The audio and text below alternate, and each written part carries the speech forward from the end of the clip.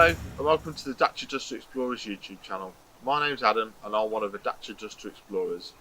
In these videos you'll see myself and other explorers driving green lanes, commonly known as the hobby of green laning.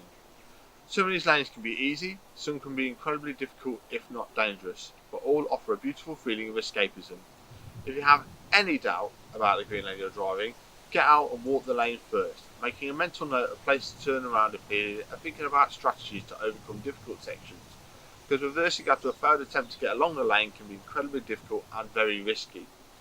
We abide by the Green Lane Association Glass Code of Conduct for driving these lanes and respect all others using the lanes, including horse riders and walkers, as we all have a part to play in keeping these routes open for everyone.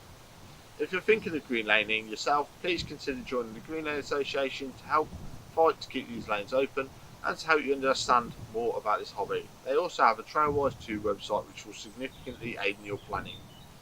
Please don't forget to like and subscribe to the YouTube channel to get updates on new videos and check out our previous massive video collection.